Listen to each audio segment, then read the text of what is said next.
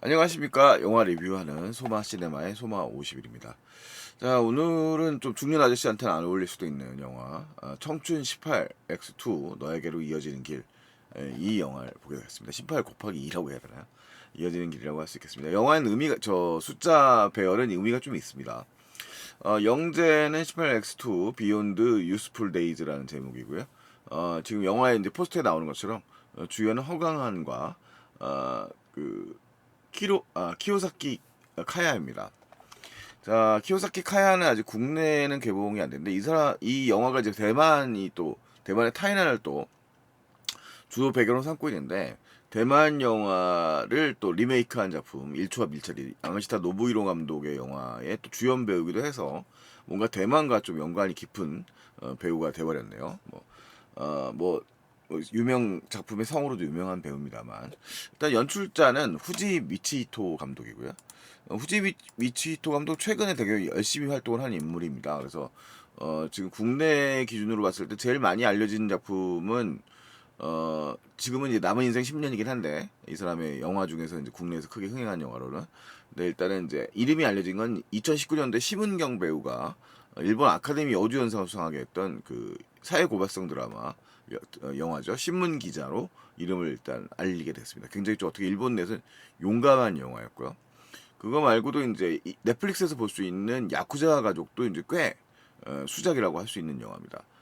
그리고 이제 그 국내 작품을 이제 리메이크한 끝까지 간다 넷플릭스에 개봉됐고요. 그다음에 최근에도 이제 퍼레이드라는 작품을 이제 넷플릭스에서 공개한 감독입니다. TV 작품이랑 영화 연출을 모두 병행을 해서 신문 기자의 TV판도 이제 넷플릭스에서 볼 수 있는데 그 작품의 연출에도 관여한 걸로 알고 있습니다. 이 사람은 뭐 어쨌든 충실하게 이제 필모를 쌓아가고 있는데 뭐 특별하게 장르를 구분하지 않고요. 상당히 이제 TV 쪽에서도 꽤 훌륭한 성과를 거두고 있는 인물로 알려져 있습니다. 이 5월 20일에 개봉을 한 영화인데 그 개봉에 맞춰서 또 국내 내한을 또 하기도 했네요. 뭐 지금 이 전작 멜로 비슷한 성격의 남은 인생 10년이 크게 흥행한 영화인데요. 남은 인생 10년처럼 이 작품도 원작이 있습니다. 소설은 아니고 여행 에세이예요. 그 지미 리우라고 하는 그러니까 영화의 주인공 이름과 같은 지미인데 지미 리우라고 하는 대만 사람이 쓴 청춘 18 곱하기 2 일본 만차 유랑기라고 하는 작품이 원작입니다. 국내에 출판은 안 된 것 같은데요. 어쨌든 뭐 제가 자세하게 찾아보진 않았습니다. 100% 확실은 못 드리고요. 자, 이 작품은 역시 이제 평단에 높은 관심을 갖고 있지는 않고요. 일본 멜로 또는 이제 이런 청춘물에는 그 평단에서도 관심이 있는 분들만 관심이 있다라고 말할 수 있을 것 같아요. 되게 대중적인 방식으로 만들어 풀어내는 영화들이라서 이런 장르를 또 좋아하는 평론가들은 별도로 존재하는 것 같습니다. 이 작품의 시네21 기준으로 평가를 해준 이유채와 이자연 평론가들은 모두 이 호의적인 평가를 일단 남기고 있습니다. 그러니까 뭐 아주 뭐 걸작이다라고 마스터피스의 길로 간다 이쪽은 아니지만 어쨌든 호의적이고요. 이 작품은 사실 좀 익숙한 면이 많이 있는 영화인데 또 그래도 재밌는 면도 많이 있는 영화라서 그에 대해서 좀 얘기를 해보죠. 일단 등장인물 얘기를 하자면 이제 그 남주 여주가 있겠죠. 남주에는 이 허강한 배우, 대만 배우죠. 상견니로 유명한 배우고요. 이 허강한 배우가 연기한 짐이라고 하는 인물이 있습니다. 이 영화의 주인공인데 나레이터이기도 합니다. 그러니까 이 영화는 전적으로 이 지미의 관점에서 진행되는 영화예요. 그래서 이 사람은 36세 시점에 일에만 매진하다가 고립되고, 그러니까 뭐냐면 일만 열심히 하다가 자기가 만든 게임 회사인데 이제 게임 개발자이기도 한 거예요. 게임 회사인데 거기서 이제 나중에는 이 이사회에서 쫓겨나게 돼서 회사를 빼앗기게 되는 신세가 됩니다. 물론 이제 공동 창업자들이 있으니까 그 사람들에게 이제 양도되는 거죠. 이사회 결정에 의해서 이 사람 이제 배제되는 상황이 돼요. 그래서 이제 자신을 돌아보게 되는 시점이 돼버리죠. 본의 아니게. 근데 그러면서 이제 18년 전에 이제 타이나에서 같이 알바를 한 4년 연상의 그러니까 첫사랑입니다. 아미를 추억하면서 이 칸토 지방을 여행하는 것이 이제 영화의 순차적 시간입니다. 물론 영화는 그 여행의 여정과 함께 이 지미가 이 대만의 타이난에서 한 달을 같이 보냈던 아미의 기억을 떠올리는 피드백 형식이 이제 영화에 연결되어서 됩니다. 그러니까 그 지점이 이 영화의 흥미로운 지점이에요. 그다음에 이 영화에 그렇죠. 그런 인물이고요. 일단은 지미 얘기를 좀 앞으로 나올 거니까요. 그다음에 키오라 카야가 연기하는 암이라고 하는 인물이 등장하는데요. 이제 지미가 이제 36살이 된 거고요. 그래서 영화가 18 곱하기 2라고 되어 있는 게 이제 18의 인생 청춘을 돌아보는 시기를 36세로 상정을 한 것 같아요. 18 곱하기 2니까 36이 됐을 때 18년 전을 기억하는 거죠. 아미는 18세는 아니고요. 한 4년, 4살 연상 정도로 나옵니다. 지미와 같이 그 타이난에 있는 고베 가라오케에서 한 달간 알바를 하게 되는 인물인데요. 이 뭐 대만의 그 지역 설정은 보통 이제 타이페이를 중심으로 많이 여기가 수도죠. 형성됩니다만 타이난은 이쪽 지역입니다. 그래서 보통 타이중이 배경으로 하고 있는 작품들도 있고요. 타이난이 배경도 있고 더 남쪽으로 가면 카오슝이 있어요. 그렇게 되어 있는 중에서 타이난시가 대만 남부에 있는 지역입니다. 그 좀 더 덥겠죠. 아무래도 좀 더 남국 느낌이 더 날 거고요. 일본도 덥지만 뭐 대만은 일본보다 더 남쪽이니까요. 그래서 좀 지미의 이제 첫사랑이라는 인물이기도 합니다. 이 야미는 우연 여행을 온 거예요. 왔다가 지갑을 잃어버리고 지미가 일하고 있는 마침 일본인이 그 운영하는 가라오케죠. KTV라고 하는데 고베 가라오케에서 한 달간 알바를 하게 됩니다. 지미는 그 어쨌든 우회를 하지만 이 영화의 전체 여정에서 봤을 때 우회는 하지만 아미의 고향을 향해 나아가고 있는 이야기라고 할 수 있겠습니다. 이 영화의 전체적인 그 여행의 순서, 이 영화는 로드 무비도 하니까요. 할 수 있겠고요. 네. 그다음에 영화가 이제 재밌는 지점은 그 지미의 여행 일정에서 일단은 그 만나는 공간과 인물에 따라서 이 회상의 피드백이 연결돼 있다는 거예요.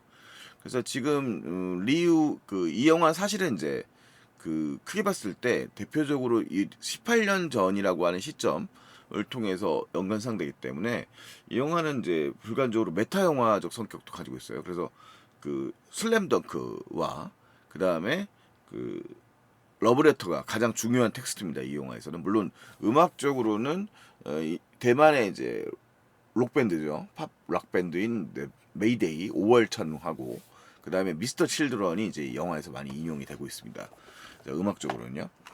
자, 그리고 이제 일본의 이제 이 배경에서 마츠모토시라고 하는 공간에서 일단 여행이 시작이 되는데 일단은 여기서 이제 장효전을 만나거든요. 그러니까 여기서 이제 뭐냐면 마츠모토시가 여행 시작은 아니고 일단은 가마쿠라라고 그 도쿄에 유명한 그 슬램덩크로 유명한 동네가 있죠. 거기서 이제 여행을 이 지미가 시작을 해서 만나는 인물들이 있어요. 리우란 인물인데 이 장효전이라는 대만 배우거든요. 이 대만 배우가 존재 자체가 사실은 이제 이 지미의 어떻게 보면 미래 같은 인물이기도 합니다. 그러니까 이 리우는 역시 같은 타이난 출신이고요. 그다음에 지미와 같은 고향이죠. 그리고 옆에 있는 고등학교를 나왔던 사람인데 출장을 왔다가 일본 마츠모토시에 정착해 버려서 일종의 뭐 그 라멘 가게일까요? 그런 우동 가게인지 라멘 가게를 운영하면서 그날 이제 지미와 시간을 보내는 인물이에요. 그래서 지금 이제 이 지미 지금 일자리 갈 곳을 잃은 이제 지미가 어떻게 보면 자신의 삶을 돌아볼 수 있는 기간이 될 거라고 이제 충고해주는 인물인데 그 이야기는 사실은 이제 지미가 그 우리 여주인공에게 아미에게 들었던 이야기이기도 합니다. 그 간판을 보고 이 리우의 가게 들어가게 되거든요. 자, 영화는 이제 그래서 일종의 챕터를 구성하는 각각의 누군가를 만난다는 거죠. 우리가 사람은 인생을 살다가 암이라고 하는 여성이 일본 여성이 이 타이난이라고 하는 모르는 동네에 와서 이 지미를 만났던 것처럼 지미도 이 영화 속의 여행을 통해서 이 사람들을 만나요. 그래서 처음 만난 게 이제 아까 말씀드렸던 대만에서 일본 마츠모토시로 이주한 리우고 그 다음에 이 두 번째로 만나는 건 코지에 미츠에타 슌스케인데 이 친구는 18살입니다. 그러니까 바로 미츠에타 슌스케가 연기하는 코지는 이제 리우 그 젊은 시절 를 상징하는 인물이라고 할 수 있겠죠. 이 지미의 젊은 시절을 상징하는 인물이라고 할 수 있고 그렇게 해서 이 친구랑 만나서 기억하는 것은 러브레터라는 영화와 연관되어 있습니다. 그다음에 유키코를 연기하는 건 이제 우리 일본에서도 유명한 이와이 슌지 작품으로도 유명한 쿠로키 하루이죠. 근데 이 영화에서 그 오마주 되고 있는 영화가 러브레터라는 이와이 슌지의 영화인데 쿠로키 하루는 또 이제 이와이 슌지의 최근작들 리퍼랭크의 신부라든가 이런 작품에 출연했던 배우로도 이름이 알려진 배우란 말이죠. 유키코는 이제 만약에 이 영화 속에 아미가 이제 영화에서 끝에 가면 이제 아미의 존재를 만, 만날까요? 어떻게 될까요? 이건 또 일종의 또 스포가 되니까 뭐 일단 대충 그런 성장을 했을 법했을 정도의 인물이에요. 아미가 18년의 시간이 지났다면 아마 유키코 정도의 나이가 비슷하게 되지 않았을까 싶어요. 자, 그런 인물이고요. 그래서 그 인물과 이제 떠올리는 건 이제 주로 천등의 기억입니다. 이게 이 영화 속에서 아미와 갖고 있었던 그 기억들을 갖고 있고요. 영화의 마지막에 이제 고향에서 만나는 인물들은 이제 나가차토는 마치케 유타카가 일종의 카메오처럼 출연하고 있는데 이제 이 유코라고 하는 그 아미의 어머니를 만나게 하는 길을 안내하는 인물이죠. 그 역할을 이제 담당하고 있고 크로키 토미가 유코라고 하는 이제 아미의 어머니의 역할을 담당하고 있습니다. 전체적으로 지금 영화 속에서 만나는 인물들의 여정을 이 인물들 중심으로 이제 지금 말씀을 드렸던 거고요. 그리고 이제 영화는 회상 피드백에서는 아까 얘기했던 고베 그 가라오케 고베 KTV에서 같이 일을 했던 직원들과 함께 벌어지는 이야기들이 이제 피드백으로 계속 이제 나오게 됩니다. 자, 영화를 잠깐 보시면 이제 현 시점하고 그다음에 과거 시점의 색감이 다르다는 걸 우리가 지금 예고편에 지금 갔다 온 스틸라도 아실 수 있을 것이고요. 그러니까 대충 이 영화 데뷔의 효과를 비교적 잘 연출을 잘하고 있는데 여름 타이난이라고 하는 지역은 배경이 한 달간 이제 아미가 머물렀던 공간이거든요. 그래서 여름이에요. 여름이고 그다음에 이 청추대 시절이죠. 시간이죠. 여름의 시간이고요. 그다음에 36살이 된 지금 이 지미가 보내는 공간은 이제 이 영화에 지금 보이는 이 장면 속에 있는 공간은 대만입니다만 아마 타이페이겠죠. 타이페이 아니면 뭐 고향 가서 타이난인가요? 하여튼 타이페이나 타이난 둘 중에 하나인데 대만인데 뭔가 좀 칙칙한 느낌이 들죠. 색감을. 그래서 현 시점 시간적 관점 이거 이제 그 일본의 도쿄의 모습인데 아마 감독의 의도 자체가 이 색감의 구분을 좀 뚜렷하게 한 것 같아요. 그래서 현재 좀 어두운 시간을 보내고 있는 지미의 이 공간은 현 시점의 36살의 공간은 칙칙한 공간이고요. 조금 좀 더 아마 톤 다운 됐어요. 일본 영화 특유의 좀 톤 다운이 있는데 그 톤 다운보다 조금 더 톤 다운된 느낌이 듭니다. 그래서 이게 이제 이렇게 깨어났다가 이제 색감이 이제 변화되는 거예요. 이런 연출도 재미있는데 보통 누워 있다가 깨는 장면들 이런 식으로 보여주다가 마지막 장면 정도에서 이제 뭔가 결심을 한 이 지미가 일어날 때는 밑에서 아래에서 위로 부상하도록 영화를 구성하고 있거든요. 그래서 여기서 시제의 공간에 따라서 이렇게 왼쪽에서 일어날 때도 있고 오른쪽에서 일어날 때도 있는데 맨 마지막에서 이제 아래로 일어나는 것도 약간 연출의 변화를 좀 두고 있는 부분인 것 같아요. 자, 여기도 이제 보면 혼자 있는 이제 지미의 모습인데 이건 현 시점이기 때문에 안경 쓴 게 약간 이 영화에서 허강한의 포인트입니다. 허강한이 나이가 대충 36살까지는 안 됐는데 큰 차이 90년생인가 그래서 그렇게 큰 차이는 안 나더라고요. 영화의 주인공의 인물과 네, 허강한입니다. 잘생기긴 했어요. 그래서 영화 속에서 이제 배경들이 이제 보면 공명을 이루고 있습니다. 그래서 영화의 기억들과 당시의 18년 전의 추억들 그리고 이 영화의 지미가 겪는 이야기들이 현 시점과 연관을 지으면서 그 일종의 감정적인 그 여운을 만들어낸다는 게 좀 특징입니다. 이 영화의 구성적 특징이라고 할 수 있고요. 실제로 또 영화를 몰입하게 보되는 주요 배경도 될 수 있어요. 그래서 영화는 실제로 이제 슬램덩크에서 시작해서 완전히 러브레터로 끝나는 영화라고 저는 개인적으로 생각이 들었거든요. 그에 대한 오마주로 가득 차 있는 영화라고 얘기할 수 있는데 영화의 스토리도 좀 그렇게 흘러갑니다.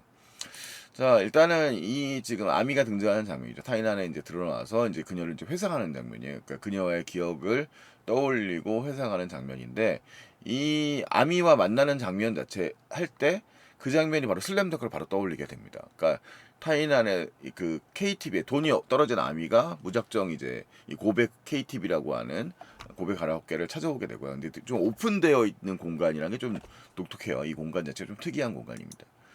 그 공간에서 이 지미가 농구를 하고 있었거든요. 그러니까 이제 혼자서 심주만이가 농구를 하고 있었는데 사실 지민은 농구를 하다가 부상 때문에 그만둔 친구예요. 그런데 지금 보고 있으면 이제 농구공이 혼자도 농구 튀고 있는 거죠. 그러면 그 유명한 그 슬램덩크의 강백호가 최소연을 만나는 그 장면, 농구 좋아하세요? 라는 장면을 저절로 떠오르게 합니다. 그러니까 이 영화는 이 어떻게 보면 암이라고 하는 인물은 이미 이제 청춘을 상징하는 인물이라고 말할 수 있고, 그 청춘이라고 하는 건 36살 정도 되는 세대들에게는 그 상징되는 게 이제 바로 슬램덩크나 러브레터 같은 작품들일 거란 생각이 들어요. 아마도 뭐 슬램덩크야 뭐 폭발적으로 인기를 끌었으니까 지금 퍼스트 슬램덩크가 또 개봉을 해가지고 엄청나게 인기를 끌었었죠. 일본에서도 그렇겠습니다만 제가 알기로는 이와이 슌주의 러브레터는 일본 내에서는 그렇게까지 아주 폭발적이진 않았던 걸로 알고 있거든요. 특히 이제 대만이나 한국에서 크게 인기를 끌었던 작품인데 이 영화는 러브레터에 대한 오마주가 상당히 많은 영화란 말이죠. 그런 점도 사실 좀 흥미로운 작품입니다. 그러니까 딱 보면 영화의 앞부분에 이 지미의 방을 보면 슬램덩크의 대만판 버전이 쫙 순서대로 딱 정렬되어 있고 이제 지미가 그 망해가지고 자기 고향집에 돌아가거든요. 그러면 이제 아버지가 차를 따라주면서 위로를 해주고 자기 방에 들어가면 이렇게 슬램덩크가 쫙 꽂혀 있는 장면이 나와요. 그래서 이 아미야를 만난 장면을 보시면 이제 지금 이렇게 딱 농구공을 들고 뭐 물론 농구 좋아하세요 이런 말을 하지 않지만 어쨌든 간에 첫 만남이 딱 그 우리 슬램덩크의 그 유명한 장면을 연상시킨단 말이죠. 이 장면 이렇게 됩니다. 근데 이 장면과 거의 비슷한 구성에서 이제 이 가마쿠라를 가는 장면이 나와요. 그리고 가마쿠라 장면은 바닷가에서 이 가라오케 직원들과 아미와 같이 놀았던 장면들과 연결되어 있어요. 그래서 이 회상 장면들이 그 장면과 공간과 장면이 이제 공명하는 거죠. 과거의 시제와 연결시키면서 영화를 구성하고 있는 게 그게 이제 나름대로 꽤 흥미롭다라는 거예요. 설득력이 저한테는 있었다는 생각이 들고요. 그렇죠. 여기 이제 그 유명한 이제 그 슬램덩크 성지죠. 그래서 이런 장면들이 이제 연결되어 있다는 게 영화의 특징입니다. 자, 두 번째 시퀀스 이제 두 번째로 만나는 인물이 이제 지금 이 인물이죠. 이 친구는 18살밖에 안 된 청년이에요. 근데 이 친구는 이제 러브레터를 모르는데 이 친구가 이제 보여준 장면이 또 심상치 않은 장면입니다. 그래서 여기서 이제 바로 이제 러브레터에 대한 기억들이 연결되어 있어요. 그래서 이 설경이죠. 물론 러브레터는 그 홋카이도에 있는 홋카이도 섬에 있는 오타루에서 배경을 찍고 있는 영화라서 이 칸토 지방의 공간을 배경으로 하고 있는 이 아마 이 영화의 공간과 일치하진 않지만 설국이라고 우리가 부를 수 정도 있도록 설경이 펼쳐진다는 면에서는 러브레터의 장면과 연상시키고 있죠. 그래서 이 18세 시절 이 친구가 18세라고 하는 것도 흥미로워요. 왜냐하면 지미가 아미를 만났던 시기가 바로 18살 때잖아요. 그 장면이고요. 그래서 이 영화는 이제 물론 부분적으로 대만 영화들도 연상시킵니다. 이 영화의 포스터를 보면 간판으로 그려져 있는 이제 아마 옛날에 이제 그 대만의 옛날식 그 극장이고요. 그 옆에 보면 남색대문이라고 하는 이제 대만의 유명한 청춘 영화가 있죠. 이 작품에도 아마 그 아까 나왔던 장효전에 나왔던 영화인 걸로 알고 있는데 그 다음에 이제 이 작품은 이제 후샤오시엔의 쓰리 타임즈입니다. 그래서 이 세 편이 나란히 걸려 있는 것 자체가 이제 이 대만과 일본 영화의 그런 좀 기억들을 떠올리는 거라는 생각이 좀 들고요. 그래서 영화 공간이 펼쳐지고 이들이 이제 그 일단은 이 지미 입장에서는 이제 일본 영화라는 기억 이유들 때문에 아미를 이제 일종의 꼬셔서 데이트를 하기 위한 이제 공간으로 이제 장난스럽게 가는 거란 말이죠. 근데 손 잡는 거 이런 건 실패를 하고 오히려 영화에 너무 감동해 버리게 되는 거예요. 그래서 여기서 이제 그 굉장히 깊은 눈물을 흘리는 아미의 모습을 보고 이 영화의 후반부에 펼쳐되는 뭔가 숨겨져 있는 플롯들을 좀 이제 떠올릴 수 있는 짐작할 수 있는 부분들이 살짝 있습니다만 어쨌든 이 장면은 현재의 시점에서 뭐 전혀 같은 공간은 아니지만 바로 이제 러브레터에 대한 오마주 오겐기 데스까라고 말하는 장면을 이제 이 지미가 함으로 인해서 이 러브레터라는 공통된 기억 지미의 인생과 아미의 인생에서 굉장히 중요한 부분을 차지하는 이와이 슈인주의 그 영화에 대한 기억들을 떠올리게 합니다. 그건 뭐 비슷한 경험을 아마 갖고 있는 관객들, 러브레터를 보고 감격을 했던 관객들이라면 이 장면에 주는 이제 또 나름의 감흥들이 있단 말이에요. 그래서 뭐 이런 배경들이 펼쳐지니까요. 러브레터의 그 그 첫 장면에서 펼쳐지는 이제 눈밭에서 그 주인공이 걸어가는 장면들을 굉장히 떠올리게 하는 전경이죠. 자, 그리고 이제 영화에서 아미는 이제 그림을 그리면서 이 타인 안에서 머물렀던 시간 동안 이 벽화를 하는 것이 이제 아미가 주로 하는 프로젝트라고 할 수 있습니다. 아미는 떠나기 전에 이 그림을 완성시켜 나가는데 그것을 이제 지미와 그 다음에 이제 타인 안에서의 기억들을 갖다 이 영화 속에 맨 후반부로 가면 이제 완성된 그림을 볼 수 있는데 그걸 보여준단 말이에요.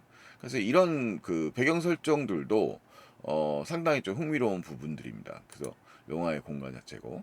그 다음에 요런 이제 회식 장면에서 보여주는 건 이제 대만 영화적인 느낌들의 또 오마주들이 있어요. 대만 청춘 영화들에 대한 오마주. 특히 대만 영화 청춘 영화면 이제 이 스쿠터를 타고 달리는 청춘 남녀의 모습들을 많이 보여주는데 이 아미가 이제 이 지미에게 그것을 한번 같이 스쿠터를 둘이 타보는 거 타이난에서 해보고 싶었던 일이라고 하면서 태워달라고 하죠. 회식 다음에 타고 나서 그 다음에 이제 지미는 이 자기가 좋아하는 공간을 갖다가 가자고 하니까 이런 타이난을 비춰주는 이 공간을 보여줍니다. 되게 로맨틱한 장면이라고 말할 수 있어요. 이 둘이 이제 이쪽에 썸 관계를 유지하면서 본격적으로 연인 관계까지 나아가지 않는데 한 달의 기간이 길지도 않고 하지만 이제 거기서 느끼는 이제 청춘 영화 특유의 이제 설렘들이 있죠. 자, 그리고 이제 여기서 이제 구로키 하루가 이제 등장을 하는데 구로키 하루는 그 기억들을 이제 피드백하는 이제 챕터의 마지막 단계예요. 그래서 대만 청춘 로맨스를 상징하는 이제 이 뭐죠? 천등 행사라는 게 있죠. 천등. 그러니까 대만의 어디죠? 천등 행사 그러면 지우펀인가요? 네. 스펀이죠, 스펀.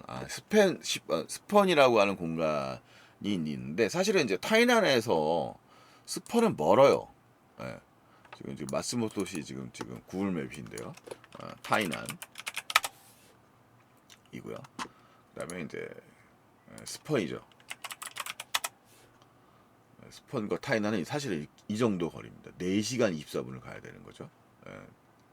저기 뭐 기차를 타고 3시간 50분짜리인데 한 4시간을 가야 됩니다. 그러니까 멀어요. 대만에서도. 근데 여기서 이제 이 아미가 떠난다는 이야기를 듣고 마음 설레던 이제 지미가 처음에는 속상해합니다. 그 속상한 티를 팍팍 내죠. 뭐 18밖에 안 됐으니까요, 이 영화 속에서는. 자, 그런데 이제 이 마지막으로 가기 전에 이 아미에게 바로 이제 그 자기가 특별한 데서 가자고 얘기를 하면서 가는 곳이 바로 이제 스펀이 되는 겁니다. 천등 행사가 연결되는 거죠. 근데 이 장면이 이제 아까 얘기했던 구로키 하루와 만나서 가는 이야기가 돼요. 일본에서도 비슷한 행사가 열리고요. 그래서 이 장면과 이제 또 역시 공명하는 거예요. 자, 그리고 이제 이들이 듣고 있는 이제 이어폰을 꽂는 게 이제 미스터 칠드런의 음악인데 잘 유명한 아티스트라는 건 알지만 그 대만에서도 인기가 상당하다고 하네요. 그러니까 이 영화에는 이제 앞부분에 보면 메이데이 5월천의 그 일본 그 대만의 대표 밴드라고 할 수 있는 5월천에 대한 얘기들, 메이데이에 대한 얘기들이 좀 나오고 그러면서 같이 언급되는 게 미스터 칠드런이에요. 자, 그러면서 이 스펀이죠. 네, 스펀 역에 가서 이들이 이제 마음 설레는 일종의 청춘 시절의 절정의 단계죠. 이 막 아미가 떠나기 전에 일종의 마음을 전하지 않았다고 하지만 상당히 일종의 누가 봐도 연인이 할 수 있는 행사들을 같이 하는 건데 여기서 이제 아까 얘기했던 이 왼쪽에 있는 장면은 현 시점이거든요. 36살 때 시점이고 그걸 이제 구로키 하루와 같이 올리는 장면을 이제 일본에서의 장면과 연결시켜서 시퀀스를 보여줍니다. 그래서 두 장면이 이제 중복이 되는 거죠. 그러면서 이 두 장면이 또 공명을 이루고 있는 거예요. 18년 전의 기억과 현재의 기억이 비슷하게 떠오르는 거죠. 그러면서 이제 아미에 대한 그리움은 점점점 극대화되는 거죠. 자, 그러면서 이 아미에 대한 이야기들이 이제 마지막으로 이제 그 쭉 후일담처럼 펼쳐집니다. 그러니까 결국은 이 영화에 숨겨놓은 플롯들이 있어요. 그러니까 요것도 이제 그 이 가라오케 식구들과 함께 이 아미가 추억한 내용들의 그림의 한 부분입니다. 그런 장면들이 펼쳐지게 되고요. 마지막에 이제 아미의 엄마 유코를 만나게 되는 이야기죠. 만나게 돌아오는 얘기입니다. 자, 그래서 마지막에 이제 러브레터적 구성이라고 그랬는데 그 러브레터라는 것이 이제 진심을 나중에 알게 굉장히 시간이 지난 다음에 뒤늦게 알게 되는 얘기잖아요. 이 청춘 18 곱하기 2도 그 진심을 이제 마지막에 뒤늦게 알게 되는 이야기라는 점에서 역시 또 플롯 쪽으로 그 유사한 측면이 있습니다. 그래서 이제 마지막에 편지를 써요. 지미도 편지를 쓰면서 이 결과적으로 이 둘에 대한 이야기들을 마무리하게 됩니다. 자, 여행이 결국 자기를 찾는 여정이라고 하는 이야기들은 이제 앞부분 역시 지금 반대로 가는 거죠. 공간적으로 얘기하자면 아미는 지미가 살고 있었던 18년 전에 대만으로 간 거고요. 그 다음에 18년 후에 지미가 다시 아미가 살았던, 살고 있는 일본으로 여행을 하는 겁니다. 그래서 그 고향을 향해 가는 과정이 이제 각자의 기억과 공명을 하면서 영화가 구성되어 있다는 측면이 이제 이 청춘 18 곱하기 2 너에게로 이어지는 길이 특징이라고 말할 수 있겠습니다. 자, 물론 이제 청춘 멜로물답게 이 영화는 사랑에 대한 이야기이기도 하고요. 그다음에 어떻게 보면 또 인생과 그다음에 영화에 대한 또는 이제 우리의 추억에 대한 이야기이기도 합니다. 그래서 노스텔지아적인 측면이 분명히 있습니다. 그래서 어떻게 보면 처음에는 약간 좀 허경환이라는 배우가 워낙 좀 그 청춘적인 이미지가 너무 강한 배우라서 36살이 어울릴까라는 생각을 조금 했는데 또 생각해보면 너무 이제 약간 젊어 보이죠. 그러니까 실제 나이에 비해서도 항상 젊은 캐릭터고 18살이 아직까지도 어울리는 배우라고 생각이 되는데 어, 그래도 뭐 나름대로 굉장히 잘 뭐 어울리지 않았나 생각이 들어요. 감독은 이제 아마도 그런 러브레터라고 하는 영화와 그다음에 이제 슬램덩크의 모티브 같은 것들을 적절히 활용을 하면서 아마 이 영화를 볼 수 있을 만한 아마 그 나이 또래에 있는 사람들이라면 공감대가 매우 많을 그런 영화일 수 있다는 생각이 들거든요. 그래서 여러분들 저는 보면서 비록 전 뭐 그보다 위입니다만 이 36살보다는 위입니다만 그래도 충분히 흥미롭게 즐길 수 있는 영화였다는 생각이 들어요. 물론 영화 후반부가 좀 늘어진다는 생각은 좀 했습니다. 영화의 나레이션 이게 나레이션으로 가는 영화인데 영화의 후반부를 갖다가 이제 계속 이제 자기의 마음을 또 털어놓는 이야기로 항상 나오게 되지 않습니까? 그런 이야기로 나오면서 이제 그 영화에 구멍 나와 있는 플롯들을 갖다가 영화의 후반부에 있는 이야기를 통해서 마지막에 이제 미스터리 구조를 풀듯이 쫙 하면서 얘기를 풀어간단 말이에요. 그것이 일종의 좀 말하자면 또 사족같이 지금 느껴지는 면도 사실은 없지 않아 있습니다. 영화가 너무 친절한 거죠. 그런데 이제 뭐 그런 면을 또 좋아하는 게 또 보통 있는 또 이 관객층들도 있기 때문에 궁금증을 못 참는 관객층들도 있기 때문에 또 그걸 또 일방적으로 또 뭐라고만 하기도 좀 애매한 부분이 있는 것 같기도 해요. 그래서 이 후지히토 마사히토 감독이 약간 조금 그렇게 뭔가 좀 과도하게 친절한 면이 좀 있는 스타일이 있긴 합니다만 이 영화도 뭐 나름대로 그런 지금 구성적인 측면을 좀 길게 설명했습니다만 그 추억과 과거의 시간 그다음에 현재의 시간이 서로 이제 공명하게 되고 그 안에 공통적인 요소들을 연결지어서 이해하는 것들이 상당히 또 흥미로운 구성이라는 측면에서 볼 수 있고요. 그래서 결과적으로 얘기하자면 지금 이 영화는 사실은 지미가 자신을 계속 만나는 거예요. 타인을 만남을 통해서 자신을 만나게 되고 한층 성숙해지는 이야기라고도 할 수 있겠습니다. 뭐 그런 면에서 또 나름대로 매력이 있는 작품이지 않았나라는 생각이 듭니다. 뭐 역시 앞부분에 서두에 말씀드린 것처럼 뭐 마스터피스라고 하기에는 이제 좀 그런 멜로드라마적 요소들이 좀 지나치게 늘어지게 강조된 경향이 있기 때문에 지연의 요소들이 너무 늘어지는 경향이 있기 때문에 우리 리듬에 조금 다소 어울리지 않을 수도 있습니다만 뭐 영화를 보는 데는 뭐 충분히 좋고요. 뭐 솔직히 일본이나 대만 이 두 개의 나라를 여행 가고 싶게 하는 그런 좀 작품이기도 합니다. 전 가고 싶더라고요. 여러분 어떠실지 한번 여력이 되시면 확인해 보시기 바랍니다. 청춘 18X2 너에게로 이어지는 길이라는 작품 오늘 한번 이야기해 봤습니다. 다음에 또 말씀드릴게요. 안녕히 계십시오.